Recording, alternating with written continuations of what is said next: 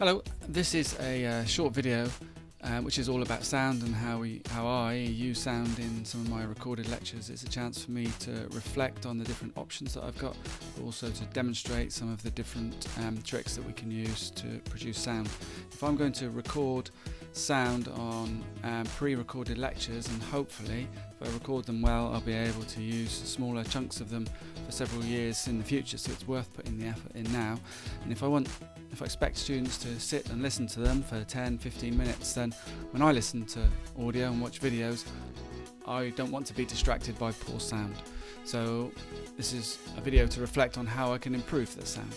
So I've got a few different setups, and I'm just going to work my way through them. So I'll get rid of my music, and this first one that I've got, this is my laptop that I've got set up, and my laptop is a fairly mid-range, so the Lenovo laptop is pretty good, but this is the sound that's coming from that. There are two things that we can do with sound. One is we can think about the hardware, and one is we can think about the software. So at the moment I'm recording this through something called OBS, which is like a streaming software, and within that I can change some of the sound settings. There are also tools such as Audacity which allow us to record sound, but as we record sound we can add some filters, so we can add something called compression or noise suppression or gain. Now I am absolutely no expert on sound. All I'm doing is experimenting with some of those options, some of the hardware options and some software options open. This is my laptop, which is 60 centimeters away from me, and this is with no filters added, so this is the raw sound, which is fairly acceptable.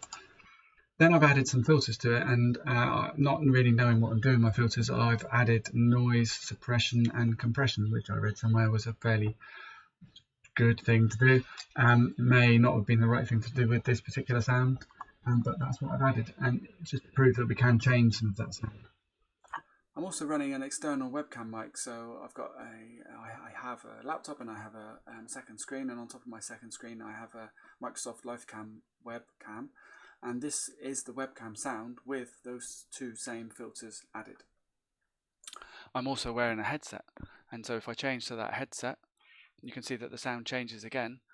The headset is really good because it allows me to block out sound around the house, and it places the microphone closer to me, but yet it makes me feel like I'm working in an old school taxi rank, or perhaps on the end section of a McDonald's taking orders, as I once did for a week.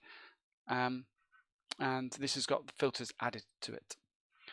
Then in front of me I have a Samsung mic, so I felt that it was worth investing in an external microphone specifically designed to be a good microphone. So this is an £80 microphone that I've purchased. It plugs straight into my computer, so there's no other hardware needed. It's a dynamic mic, which means so it's not a condenser mic, and in my office setup here in my loft I often have the window open and we can hear external sound, and I've got my kids running around downstairs, so I read somewhere that the condenser mics pick up lots of external sound, so I went for this particular mic. And then this has got no filters added, and then I've added a few filters to it just to see what the comparison would be like. And then I also read about gain, and how if we add 4 decibels of gain, then this may improve the sound. But in testing, I think that's a bit loud, so I think I am going to go for the improved filters on sound. The main purpose of this video, though, was to allow me to experiment with different types of sound, to demonstrate that there are different ways of adding sound to our lectures, and also to raise the idea that we can, if we're stuck with the same hardware, then we can try and optimize that using different software.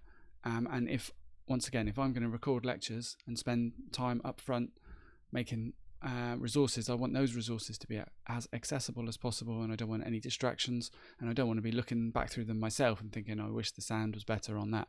So I've put in the effort early on and try to improve my setup, and once this setup is now in place and I have what I'm happy with in terms of sound, then there's no more thinking to do as I record lectures. That's the end of my demonstration. Thanks for watching and making it to the end.